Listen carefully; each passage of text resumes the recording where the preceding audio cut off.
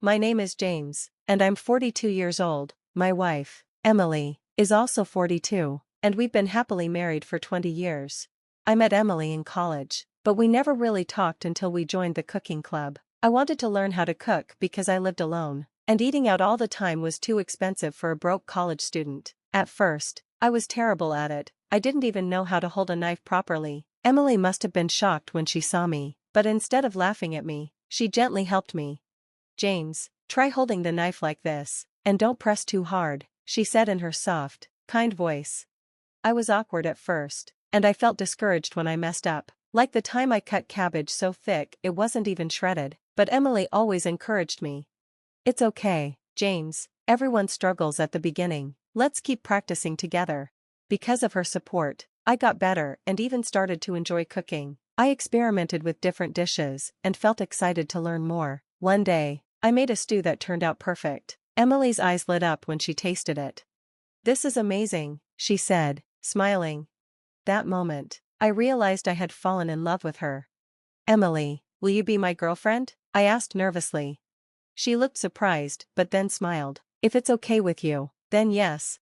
That was one of the happiest moments of my life. After dating for a while, we got married at 22. We didn't have much money, but we still had a simple and meaningful wedding. Now, 20 years later, we're still happiest when we're together. One evening, I came home from work. "Hey honey, I'm home. What smells so good?" I asked.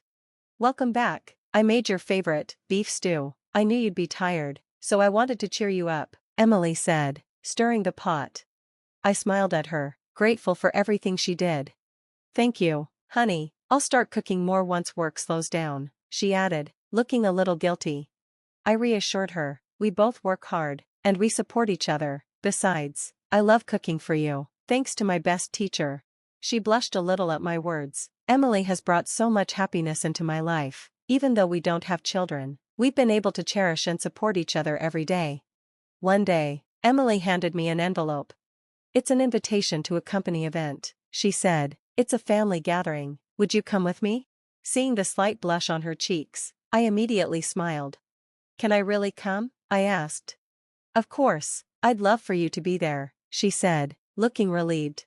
She then explained, "They're making a special video for employees who've been with the company for 20 years. There's even footage of us from back in the day. Honestly, it was a little embarrassing, but I'd love for you to see it." I was amazed. Emily had worked as an interior designer at the same company for 20 years. "That's incredible, Emily, I'm so proud of you," I said. She smiled, but then her expression changed. "Is something wrong?" I asked. She hesitated before nodding. "It's about my manager, Rachel. She makes things difficult sometimes. She's very proud and always thinks she's right. When something goes wrong, she takes it out on the team." Emily sighed and continued, "Once, a younger colleague, Amy, was struggling because Rachel's instructions weren't clear. Even our supervisor suggested Rachel be more specific, but she didn't listen. When Amy couldn't complete the task, Rachel blamed her instead of taking responsibility. I could see how much this bothered Emily. Rachel started yelling at Amy in front of everyone. She slammed the papers down and told her she wouldn't make it anywhere if she couldn't follow simple instructions. But I knew it wasn't Amy's fault. "You spoke up, didn't you?" I asked. Emily nodded. And that's where everything started to change. Emily couldn't stay silent any longer. She stepped in and said, "I don't think that's fair. Didn't this happen because your instructions weren't clear?" Rachel turned to glare at Emily, shocked. "What are you saying? It's the employee's job to understand and follow instructions. If Amy failed, that's on her. How can you suggest otherwise?" Emily stood firm, shielding Amy behind her. "With all due respect, your directions were too vague. It's not fair to blame someone when they weren't given clear guidance. Even Mark told you to be more specific, didn't he?" Rachel's face turned red with anger. In the distance, Emily saw Mark shrinking away, looking uncomfortable. She felt bad for bringing him into this, but he didn't need to retreat so much. "Who do you think you are, talking back to your boss?" Rachel snapped. "This isn't about respect," Emily replied calmly. "It's about fairness. If an employee makes a mistake, isn't it also the leader's job to support them?" Rachel was silent for a moment before scoffing. "That's not my problem. If my subordinates mess up, that's on them." At that moment, Emily realized it was useless to argue. A leader who refused to take responsibility wasn't fit to lead, but she spoke the truth anyway. By thinking like that, you're only hurting your team. A good supervisor works with their team to get better results. As Emily finished her story, I couldn't help but smile. So what happened after that? I asked. Emily grinned. She stormed off, and ever since, she throws little jabs at me whenever she gets the chance. I felt a surge of frustration. That's so petty, she's acting like a child. It's unfair that you're being targeted just for speaking up. Maybe, Emily said thoughtfully. I guess I did bruise her pride. Maybe I should have talked to her in private. No, I said firmly, you did the right thing. If you hadn't spoken up, Amy would have taken the blame unfairly. Rachel holding a grudge over that is ridiculous. Emily smiled softly. Thanks, honey, but honestly, I just ignore her comments. I'm fine. Besides, the gathering is coming up, and it's supposed to be a celebration. It'd be a waste not to enjoy it, right? Her cheerful smile reassured me, and we spent the evening having a quiet dinner together. In the days leading up to the event, I helped Emily pick out an outfit, hoping she'd have a great time. When the day finally arrived, she stepped into the living room, dressed up beautifully. I stared in awe. Emily, you look amazing, like a model or a movie star, I said sincerely. She smiled shyly and waved her hand. Oh, stop it, you're exaggerating, but thank you, it means a lot. I adjusted my suit collar. How do I look? Do I match your level tonight? Emily gave me a warm smile. You look great, about 30% more handsome than usual. I grinned. Praise from you is the best. Now I feel ready. Shall we go? Yes, let's go and enjoy ourselves. Hand in hand, we left for the event. The banquet hall was breathtaking, with high ceilings, sparkling chandeliers, and beautiful floral decorations. I was impressed. This place is amazing, I said. Emily chuckled. Even I'm surprised. The CEO, Mr. Owens, really went all out for this. They don't usually let us have events here. After checking in, we entered the hall, and soon, Emily's colleagues came to greet us. Emily, you look stunning. Is this your husband? It's a pleasure to meet you. We really appreciate everything Emily does for us. I bowed slightly. Thank you. I'm grateful for all the support you give my wife. More people gathered around, and I watched proudly as Emily shined in her element. Then, a cheerful woman approached. Good evening, Emily, you look like a movie star tonight. Emily introduced her. This is Amy. So this was the girl Emily had defended. I smiled warmly. Nice to meet you. I'm James, Emily's husband. Thank you for looking after her. Amy panicked. Oh no, not at all. It's Emily who's always helping me. Honestly, without her, I might have quit already. I'm terrible at learning the ropes. Seeing her look so down, I decided to lighten the mood. No one is perfect at their job from the start. Everyone makes mistakes. The important thing is learning from them. And if you have a boss you really don't like, you could always mess up on purpose and enjoy watching them apologize for it. Emily sighed. James, really? Amy giggled. That's one way to look at it. Emily laughed. Don't take him seriously. Amy smiled. Your husband is so funny. I hope I can marry someone wonderful like that someday. Emily grinned. I'm sure you will, and if you're ever unsure, bring him to our house. My husband has a good eye for people. He'll make sure to check them out for you. Really? I'll definitely take you up on that. As Amy returned to her post, I turned to Emily. You're so popular. She laughed. I'm just lucky to have good colleagues. And with that, we enjoyed the night together. As we walked through the venue, Emily smiled and said, when people show kindness like this, it makes all the hard work worth it. We checked the seating chart and found our table. The hall was filled with elegant tables, and guests were chatting happily. But as we reached our seats, Emily suddenly froze. I followed her gaze and saw something shocking. Her name card didn't have her name. Instead, it read foolish trash. What the hell is this? I felt a wave of anger. This wasn't just a bad joke. Someone had done this to hurt her. I noticed people glancing at us, whispering. Emily looked down, trying to stay calm, but I could see her hands shaking. It's okay, James, don't worry about it, she said softly, but I could hear the sadness in her voice. No way, this is cruel, I said, my voice rising. Just then, a woman appeared, laughing. She wore gaudy, oversized accessories and a flashy dress that looked straight out of the 80s. Her outfit clashed with the elegant setting. It was Rachel. Oh my, is something wrong? She said mockingly. Your name card says foolish trash. Doesn't that suit you perfectly? Her laughter echoed through the room, turning the mood ice cold. Emily kept her head down, while my anger burned inside me. I forced myself to stay calm. Nice to meet you. I'm James, Emily's husband. May I have your name? I asked, my tone polite but my eyes sharp. Rachel smirked. I'm Rachel. So, you're her husband? How unfortunate for you to witness such an embarrassing moment. Just to be clear, I said, are you the one who did this? She smiled smugly. Yes, I did. No offense, but your wife is useless at work. Unlike her, I'm successful and hold a high position. She laughed loudly, clearly enjoying herself. I tilted my head. I see. I truly envy your confidence, I said, my voice dripping with sarcasm. It must be nice to have such a high opinion of yourself, even without real talent. Rachel's face turned red. She glared at me but didn't speak. Oh, and by the way, I continued, glancing at her outfit, do you shop at thrift stores specializing in 80s fashion? A few guests chuckled.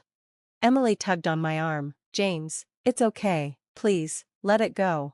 But Rachel wasn't done. You two are unbearable, especially you, Emily. You've been in the same position for years with no promotion. How pathetic. And your husband? No better. People like you, with no children, are just clueless. At those words, something inside me snapped. What did you just say? My voice dropped, cold and steady. The room fell silent. Rachel's confidence faded as she noticed the shift in my expression. Memories flooded my mind, Emily and I watching children play in the park, dreaming of having our own. We had tried for years, but it never happened. Doctors couldn't explain why. One night, I had found Emily crying in bed. I'm sorry, James, she had whispered. If I weren't your wife, you might have had a child by now. Her words had crushed me. I had held her, reassuring her. Emily, don't say that. You are everything to me, children or not. My love for you will never change. Now, hearing Rachel mock us for something so painful, I clenched my fists. I see, I muttered, my voice unreadable. The air around us grew heavy. Even Rachel looked uneasy now. This time, I wouldn't let it go. I gently rubbed Emily's back as she cried. Her tears wouldn't stop, but I held her tightly until she finally calmed down. Thinking about what had happened made me furious at Rachel for hurting her. Just as I was about to confront Rachel, a firm voice interrupted me. What's going on here? I turned and saw Robert Owens, the president of Mitchell House, where Emily worked. He looked around, sensing the tension in the room, but when he saw me, his face turned pale. Mr. Kennedy, he stammered, his voice shaking. The employees began whispering. Why is Mr. Kennedy here? I spoke calmly. It's been a while, Mr. Owens. My wife was invited to this gathering, so I decided to join her. Thank you for taking care of her. I gave a slight nod. The employees were shocked. Emily is Mr. Kennedy's wife? Someone whispered. Emily had worked there for 20 years, but since Mr. Owens was new, he probably didn't know about her family. Mr. Owens quickly turned to the employees. What happened? He demanded. As they explained, his face turned red with anger. Rachel, what have you done? He shouted. Rachel's face went pale. Mr. Owens, But he wasn't listening. He stormed toward Rachel, his voice full of outrage. How dare you insult Mr. Kennedy and his wife? This is unacceptable. He grabbed the offensive name card from Emily's table and tore it up in front of everyone. Rachel opened her mouth to defend herself but couldn't find the words. Mr. Owens looked horrified. Mr. Kennedy, the project. Yes, he was talking about the new housing project, a concept designed for all types of families, whether with kids, without, or even for individuals living alone. It was something I believed in. But after today, I wasn't sure we could continue working together. Incidents like this make it difficult to move forward, I said. Mr. Owens turned pale. He knew my company, Emily Interiors, was crucial for the project. Without us, it wouldn't survive. Rachel stood frozen, her eyes wide with shock. Mr. Owens tried to plead, but it was too late. Let's go, Emily, I said, taking her hand. We walked away as Mr. Owens's desperate apologies echoed behind us. At home, we sat in silence for a moment. Emily sighed and looked tired but relieved. I hesitated before speaking. Emily, I'm sorry. I know how much effort you've put into your job, and I caused a scene today, but I couldn't let Rachel treat you like that. Emily gave me a small smile. Tomorrow is going to be messy at work. Maybe I should take the day off. She held my hand gently. But thank you, because you stood up for me. I felt safe. If you hadn't been there, I don't know what would have happened. I'm really grateful. Her words filled me with warmth. More than anything, knowing she felt protected meant everything to me. I'll always protect you, Emily, I promised. No one will hurt you as long as I'm here. She rested her head on my shoulder. Thank you, James. We sat there quietly, just holding on to each other. The next morning, I decided to take the day off, too. My team could handle things without me, especially my vice president, Stevens. When I told him about what had happened, his usual calm expression turned into anger. Take care of your wife, James, he said firmly. She deserves it. Then he handed me a cup of coffee. Here, enjoy your morning. And for the first time in a while, I did. Around 11 a.m., the doorbell rang. When I checked the intercom, I saw Mr. Owen standing outside. Emily and I exchanged a glance before opening the door. Good morning, Mr. Kennedy. Emily, I'm sorry for the sudden visit, but I wanted to apologize in person, Mr. Owen said, bowing deeply. He kept apologizing, looking exhausted.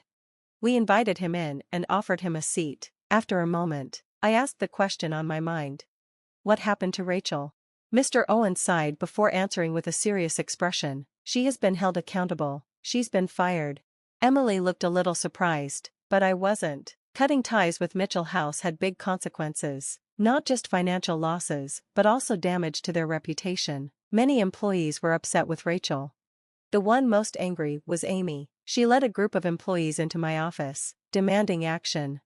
This is unacceptable. You must apologize to Emily immediately, and Rachel must be fired. If not, I'm resigning, Amy said firmly. More than 20 employees followed her, placing their resignation letters on my desk. They also handed me a thick file filled with proof of Rachel's behavior over the years. Emily's eyes grew moist. I squeezed her hand gently. Mr. Owens continued, after reviewing the documents, we had no choice but to fire Rachel. Emily was deeply moved. Her colleagues had stood up for her. Tears streamed down her face. They did this for me, she whispered. Then, through her tears, she bowed deeply to Mr. Owens. Thank you. I'm truly touched by what everyone did for me. Mr. Owens nodded. Our company needs you, not just as the wife of the president of Emily Interiors, but as the hardworking professional you've always been. Please come back. Everyone is waiting for you. He bowed again before leaving. After he left, I turned to Emily, who sat on the sofa with her eyes closed, taking a deep breath. Everyone truly cares about you, Emily, I said, placing a hand on her shoulder. She smiled through her tears. I'm so grateful. Then, she hesitated and chuckled nervously. It's about the project, isn't it? You want me to reconsider, I guessed. Emily looked tense, so I decided to be honest. To be frank, I can't forgive Rachel, no matter how much she apologizes. I won't. But there are so many people at your company who truly care about you and stood up for you. That's why I'll support this project, not for the company, but to repay Amy and the others for their loyalty. But there won't be a next time. Emily's face lit up with joy. Really? Thank you. I'm so happy. Seeing her so happy, I felt this was the right decision. I immediately called Mr. Owens to let him know. Over the phone, he was overwhelmed with gratitude, tearfully apologizing and thanking me. Vice President Stevens laughed. You devoted husbands are something else. You even named the company after your wife. Yeah, I'm weak when it comes to Emily, I admitted with a smile. But this is more about repaying the people who stood by her. Oh, we all know how much you adore her, he said, but please, stop gushing, it's too much. Then he quickly hung up. I chuckled. I hadn't even started bragging yet. James, are you ready to watch it now? Emily called from the living room. Yeah, I'm coming. We sat down to watch the memorial video Mr. Owens had brought, a video we hadn't seen during the event. It started with a professional-looking opening. Wow, look at me, I'm so young. This is a little embarrassing, Emily said with a laugh. On the screen, Emily's 20-year journey played before us. There she was in her 20s, waving at the camera, then working hard at her desk. Seeing all her dedication and effort made me smile. Emily, you've worked so hard. I respect you even more now, I said sincerely. She smiled bashfully and squeezed my hand. Thank you, James. Let's keep supporting each other from now on. I squeezed her hand in return. Of course, I'm looking forward to it. As we watched the video, I felt a deep sense of gratitude and pride. No matter what challenges came our way, we would continue to support each other. That's the shape of our marriage.